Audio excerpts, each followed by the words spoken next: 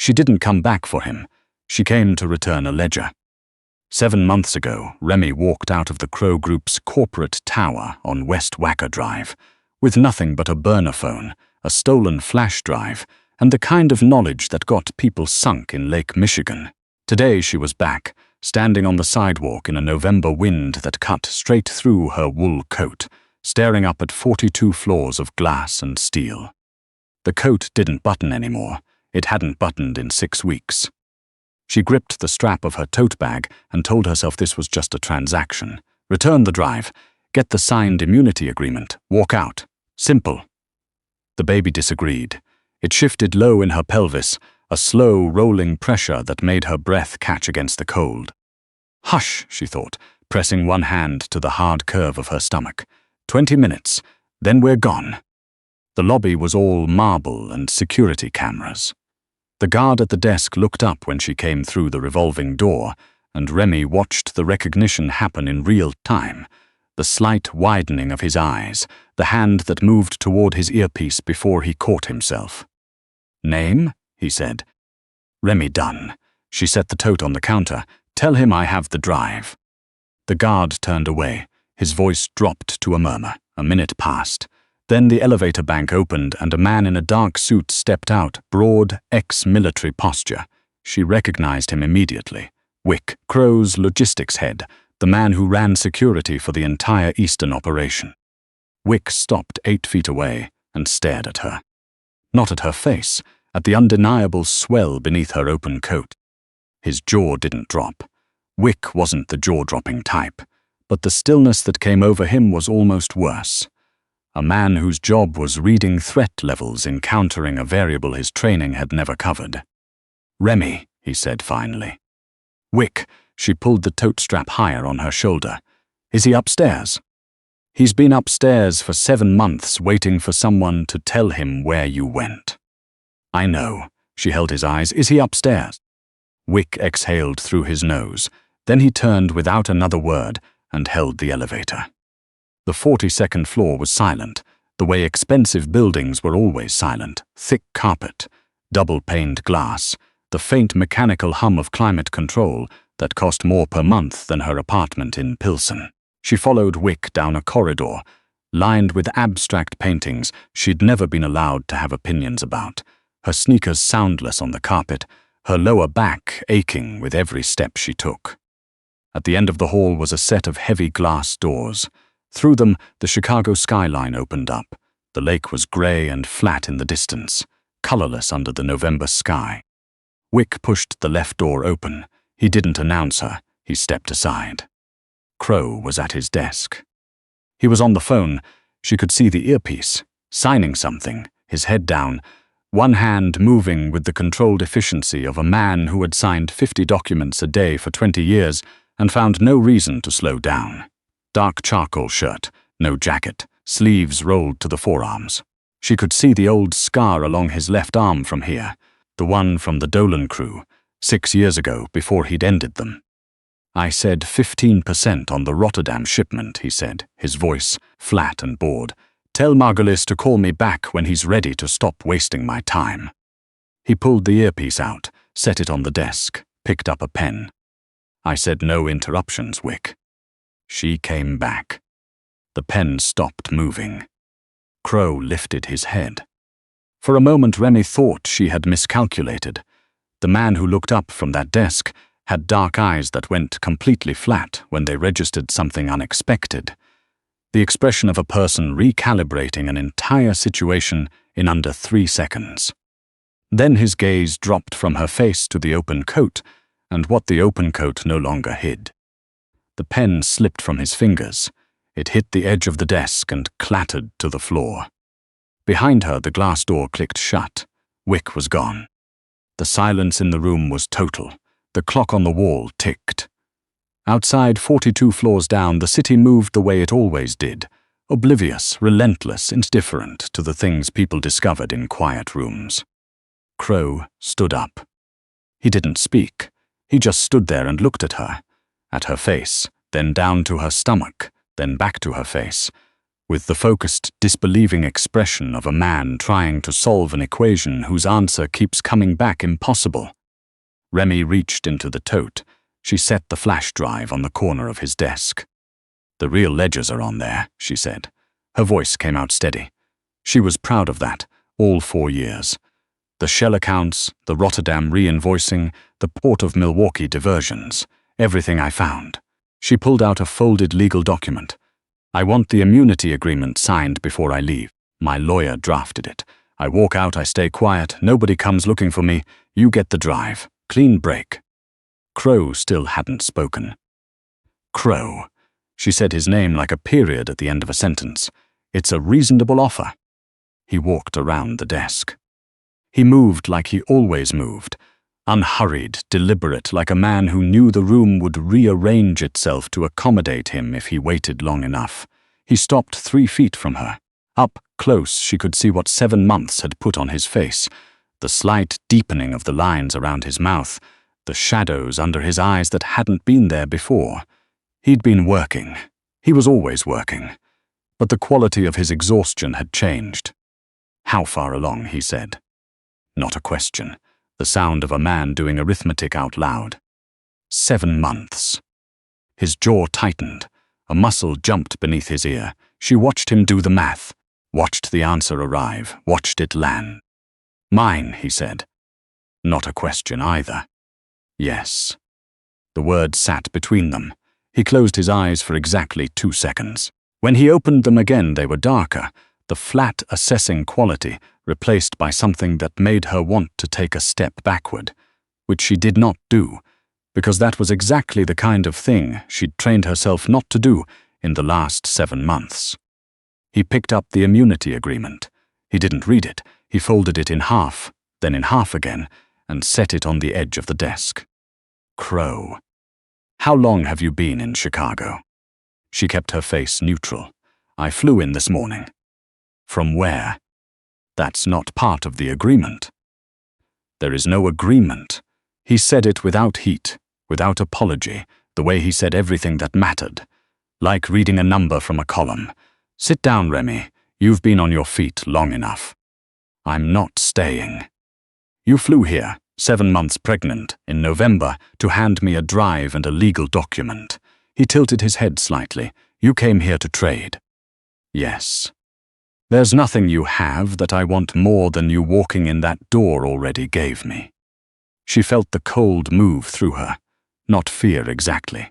Something more complicated, the particular chill of a plan you've stress-tested for months falling apart in under 5 minutes.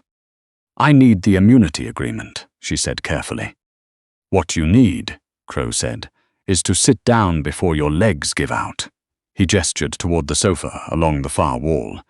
"And then you're going to tell me every place you've been since March, and every person who knew you were coming here today, and then we're going to discuss what happens next." "I already know what you think happens next. That's why I have a lawyer." "The lawyer is irrelevant." He said it without cruelty. "Just fact. You came back into this city carrying my child. The city belongs to me. You know that. You've always known that." He stepped close enough that she had to look up to hold his gaze. "The question is why you came in person instead of mailing the drive. You're smart enough to have found another way. So you came here because some part of you decided to." She didn't answer. He didn't push it. He just turned toward the door and said, without looking back, "I'm calling Dr. Okafor. You're getting examined before you do anything else." "I don't." "When did you last see a doctor?" The silence that followed was its own kind of answer. Crowe turned around and looked at her for a long moment. "Sit down, Remy," he said quietly. This time she did. Dr. Okafor arrived in 20 minutes with a portable ultrasound unit and the practiced calm of a man who had received stranger calls from this particular client and knew better than to ask questions. He set up on the coffee table in the executive lounge, a room Remy had never been in, all dark wood and leather and the smell of old money. Crowe stood by the window with his back to the room. He stayed that way while Okafor applied the gel, while the doctor pressed the wand to her skin, and the screen filled with shifting grey light. Remy stared at the ceiling and told herself she was fine. Fine was a decision she'd been making every day for 7 months. She was very good at it by now. Then the sound came through the speaker. A fast, rhythmic drumming, strong, insistent, like something knocking on a door and not planning to stop. Crowe turned around. He crossed the room in 4 steps and stopped beside the couch. Remy watched something happen to his face that she had never seen across 2 years of watching him run an operation most of Chicago was too scared to acknowledge. Something behind his eyes cracked, some carefully maintained internal architecture, giving way all at once under a weight it hadn't been built to carry. He lowered himself to one knee beside the couch, not performing anything. Just sinking down until he was level with the screen, his forearms resting on the edge of the cushion, his knuckles close enough to her side that she could feel the warmth of them through her shirt. "Heart rate is 142, Okafor said, in the careful tone of a man delivering good news to a dangerous person. "Strong and steady, heads engaged. You're close, Miss Dunn. 3 weeks, possibly less." Crowe didn't look at the doctor. He looked at the screen. "Is she healthy?" "She's underweight, mildly anemic, blood pressure's a little low." Okafor paused. "The baby's compensating well, but the mother needs rest, no stress." "Understood." "Crowe," Remy pushed herself up slightly. "I'm right here, you can speak to me." He looked at her. That was almost worse, because the crack was still there, just behind the controlled surface of his face, raw and unfamiliar, the expression of a man who had spent 15 years making sure he never owed the world anything it could use against him, and was sitting here realizing he owed it everything. "You should have told me," he said. "I know." 7 months, Remy. "I know." She held his gaze. "I found out the same week the Tolliver crew firebombed your warehouse on Goose Island. Do you remember that?" Something moved in his expression. "You came into the office the morning after, with a burn on your collar," she said. "You sat down at your desk and opened the Tolliver ledger and you said, 'We're going to have a bad few months. Anyone not essential should stay out of the way.'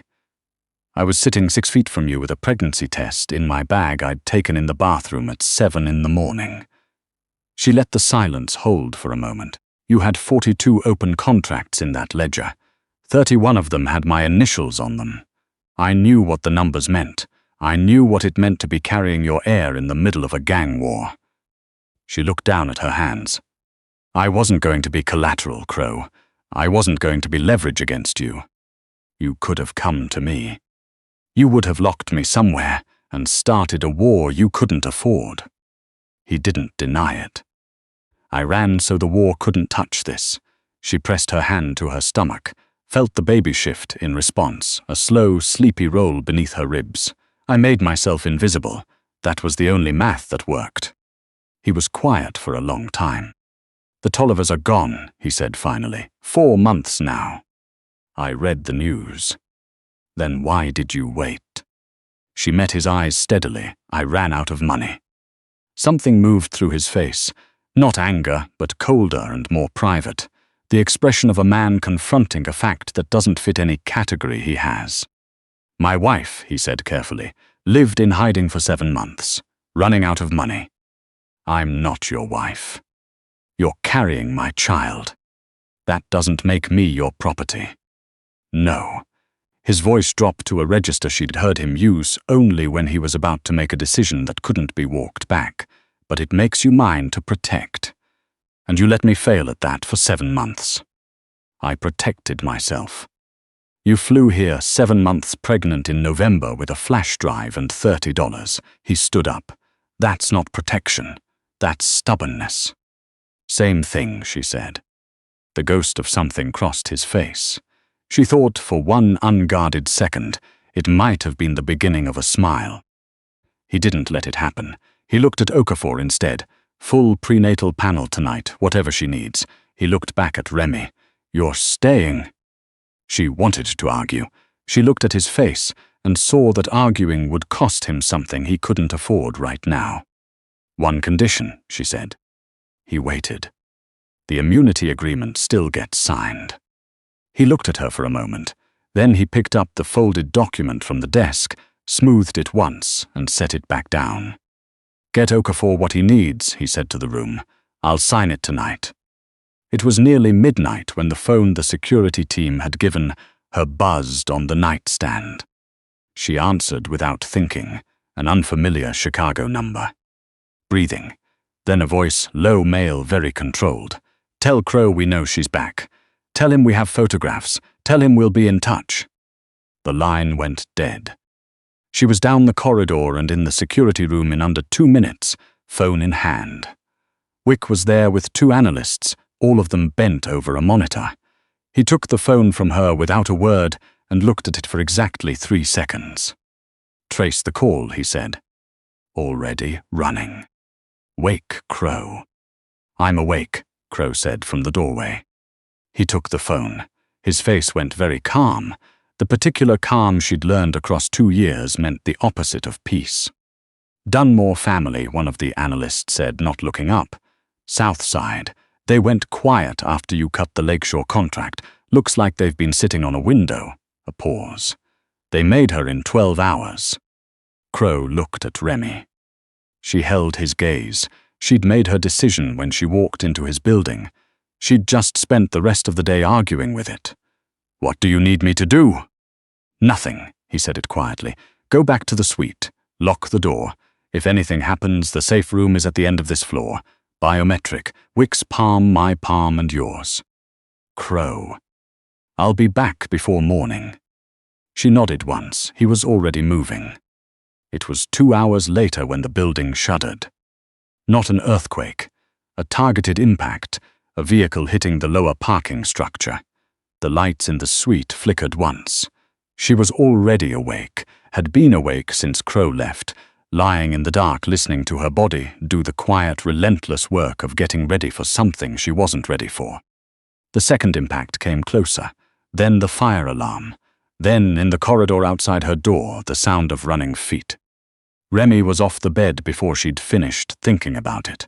She pushed her feet into her sneakers. She was reaching for the door handle when the contraction hit, the real kind. Not the cramping that had been pretending to be back pain for the last 4 hours. This one was a full-body thing, a hot iron bar sliding through her pelvis, and it took the breath completely out of her. She gripped the wall, counted it, passed. She opened the door. Wick was already in the corridor, weapon drawn, moving toward her. "Safe room now." "I'm in labor," she said. He stopped for exactly 1 second.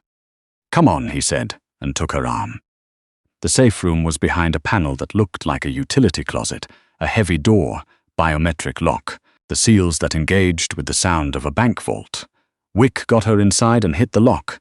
The door shut. The roar of the fight below them became a distant, muffled thudding, like something knocking on the other side of a mountain. She sat on the low bench against the wall and breathed. Contractions at 8 minutes, then 6, then 4. She stopped counting time and just worked. She was on the floor, back against the wall, at 3 minutes apart and entirely past caring about the cold concrete, when the locks disengaged with a heavy clunk. Crowe came through the door. He looked like he'd walked through a fire to get here. Collar torn, knuckles split, a cut along his jaw she hadn't seen before, breathing in the controlled, deliberate way of a man who is not going to let himself not be in control. He stopped when he saw her on the floor. Something moved through his face very fast. Then he crossed the room in 3 strides and dropped to his knees in front of her. "How far apart?" he said. 2 minutes. She gripped his arm. "They're close, Okafor." 40 minutes out. Maybe more. There's a blockade on Michigan Avenue. "Then we don't have 40 minutes, she said. She wasn't arguing. She was just telling him the number. The way she'd always told him numbers, plainly, without softening the figure because she thought he couldn't handle it. He looked at her for 1 moment. She watched him do the calculation. "Okay," he said. He stripped off his jacket. He got into position. His hands were completely steady. That was the thing about Crowe. The worse the situation, the quieter he went, the steadier he got, as if catastrophe were simply a variable he'd learned to factor for without flinching. "Look at me," he said, "only at me." She looked at him. She pushed. The safe room was equipped for sieges. Rations and comms equipment and a weapons locker, and one thin emergency medical kit that Crowe had opened one-handed with no wasted motion, no hesitation. It was not equipped for what it was asked to hold in the next 38 minutes. But the baby came. Small red, furious at the world. Crowe wrapped him in his own shirt, his $2,000 tailored shirt, without looking at what it cost, without a single moment of hesitation, and laid the bundle on Remy's chest. She pulled her son against her and listened to him yell. "Boy," Crowe said.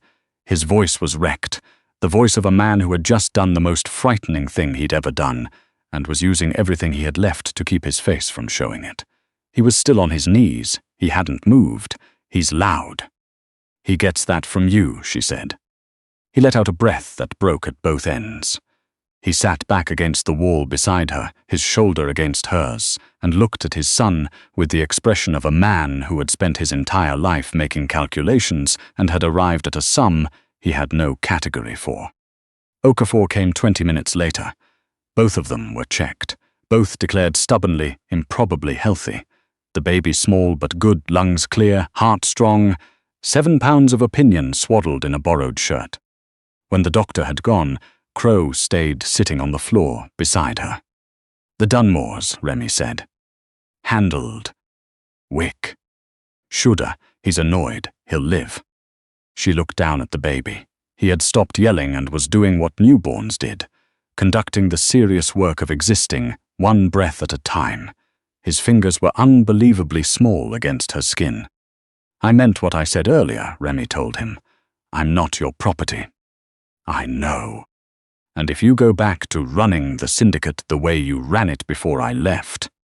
"I know. Crowe, I'm being serious." He met her eyes. He looked very tired. Not the 7 months tired, not even the tonight tired, the 15 years tired, the kind that settles into a person's face and stays. "I'm going to need someone to restructure the books," he said. "Legitimately. All of it. It'll take 2-3 years. We'll lose some contracts. I'll absorb the loss." He was quiet for a moment. "I need someone who knows what the numbers actually mean." "I'm not your employee." "No." He reached out carefully and rested one finger against his son's open palm. The baby's hand closed around it immediately. Reflex, mindless and absolute. Crowe's jaw tightened. He looked at that tiny fist for a long moment before he looked back up at her. "You're the only person who ever told me the truth about what I was building. I should have listened the first time." Remy held his gaze. Outside, 42 floors down, Chicago moved the way it always did. Unsentimental, relentless, entirely indifferent to the things people decided in quiet rooms. She thought about 7 months of careful budgets and cheap apartments, and lying awake doing math she hadn't wanted to do. She thought about the drive she'd handed back.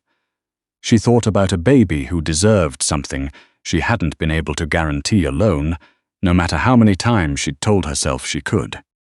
2 years, she said. 2 years, he agreed.